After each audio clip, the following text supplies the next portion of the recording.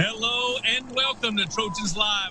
I don't know about you, Sean, but I get all my Pac-12 and these days most of my USC news from refreshing the Twitter account of John Wilner. So I'm happy to welcome him into the show for the first time. John, intrepid reporter from the San Jose Mercury News. Pac-12 Hotline newsletter is a must-read for all Pac-12 fans. John, welcome to the show. How you doing? I'm good. Thanks for having me.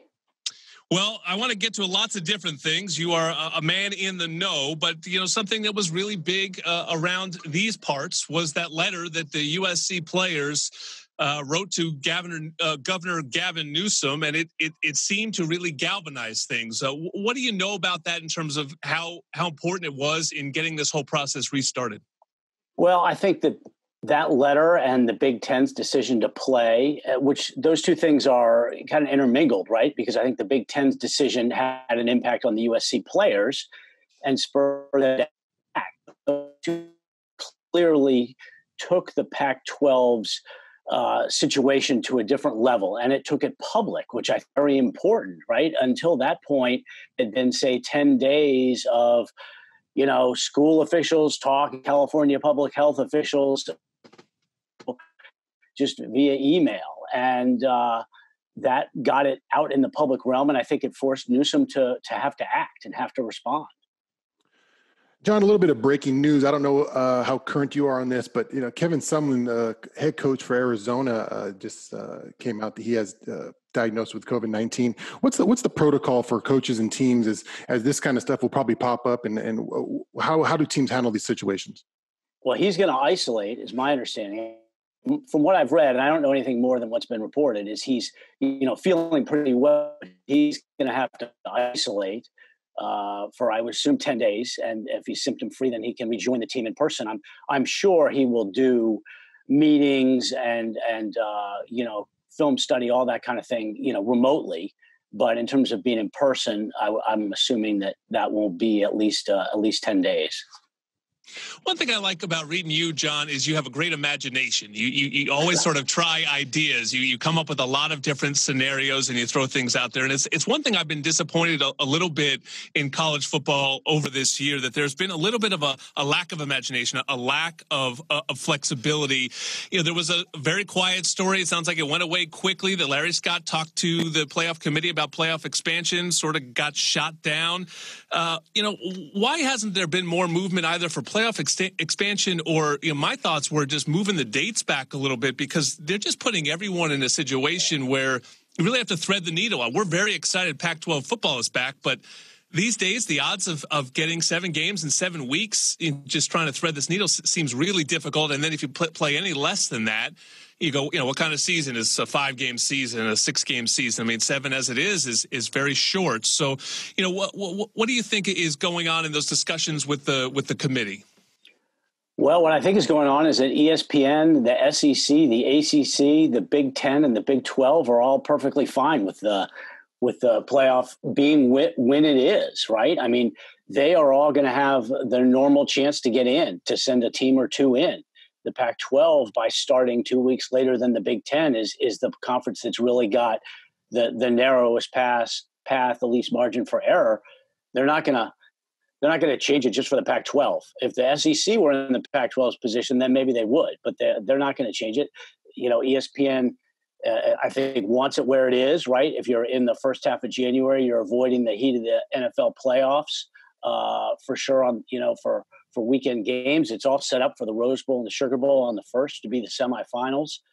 They're not going to move it unless they have to, and accommodating the Pac-12 does not qualify as having to. We're here with Pac-12 guru, John Wilner. John, the schedule comes out over the weekend. What are some of your early thoughts on the schedule and some of the games you are excited for and looking forward to see? Well, I mean, first of all, I thought that the schedule, there was a limited amount of flexibility with the crossover games, right? Everybody made a big deal about, well, who's going to play who in the opposite division, but they had to, in order to have 3 home and 3 away for everybody, there were very few opponents that they could match everyone up with, right? USC couldn't play Oregon because both those teams needed a third home game. I think that USC-Arizona State game is terrific. It's 9 a.m. It's going to be a great opportunity for the conference, for the two teams, for the quarterbacks.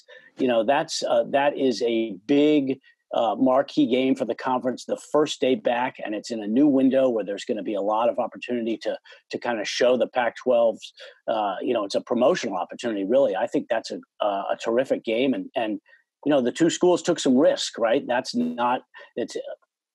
not something you'd normally do, and coaches don't like getting out of habit, right? And playing at 9 a.m. is different, so good for them. You spoke this into existence, John. This is what I'm talking about. You threw out a crazy idea a couple of years ago to play 9 a.m. games, and here we are, and we're going to play a 9 a.m. game. Well, yeah, I thought that it would be this is not exactly how I envisioned it unfolding, right? I didn't quite figure the pandemic was coming, but works for the conference, right? The Pac-12 needs to take some chances. It needs to expand its audience. It needs to get its marquee teams and marquee players to a broader viewership than it typically has. Playing at noon Eastern is a huge TV opportunity, not only for the eyeballs that are watching right then, but also there are that game ends and there's still 8 hours of college football going on that day, which means there are highlight shows on Fox and ESPN all day. And the Pac-12 game is going to be played on all those shows the whole day. So there is a lot of value in doing it. And I think the conference should be open to doing it again later in the season. It probably makes a lot of sense for some of the mountain time zone schools to do it because that's a 10 a.m. game for them. Utah played a game last year at 11 in Salt Lake. Playing at 10 is not a big deal. So I think there's a chance we may see another game or two early, but it would probably be a mountain time zone game. It's certainly a much more manageable schedule than it was initially. Do you see USC now as Pac12 South favorites? Do you view the winner of the first game against ASU as the favorite? How do you see the South right now? Well, I thought SC was going to be the favorite, even with the Alabama start and the Notre Dame finish. But certainly just because of who they had coming back. Now they've lost, their best offensive lineman, best defensive lineman to draft, right? But they still got a ton coming back. I think they're the favorite in the South. I think the winner of that first game is certainly going to be the front runner. It really, in my mind, you could probably figure on USC's season being framed after those first 3 games, right? Turning around and going to Tucson and then going to Salt Lake. Right, if they're 3-0, they're in great shape to win that division.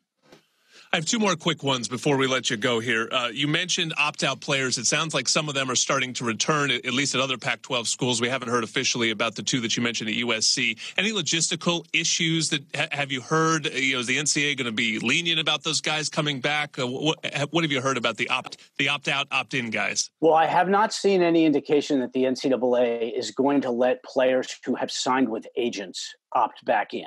That's kind of the line. And the players that we're seeing come back opted out, but didn't take that next much more official step. I happen to think the NCAA needs to, let anybody come back who wants to come back because this is an unprecedented season. Yeah. And to the NCAA's credit, they have been very flexible with some of their longstanding rules on eligibility. And this, to me, would be another step, right? If you kids who have signed with agents come back, I don't know if they'll do it, but that's the big question for a lot of these guys that still haven't opted back in. Last one. Do you have any insight on the 2021 schedule in terms of the Pac-12 rotation? Will they play what they were supposed to play in 2020, or will they play what they were supposed to play in 2021? A big part of their model, this abbreviated model, it's basically 3.0, right, for the schedule, was to keep the integrity of next year's schedule so they didn't have to redo 2 of them. So that's why they did not change the location of any of the division games, because they didn't want to be put in a situation where either you're playing the same team in the same place 3 years in a row, or they were going to have to change next year's schedule. So I would imagine that next year's schedule is going to be basically unchanged from what it has been to this point. I can't imagine they want to dig it. That's a wormhole. They don't want to go through that wormhole again. Yeah. Tough break for the Bruins. They weren't supposed to play Oregon this year, and now they have to play them, and then they get them again next year. But maybe it works out all right for USC.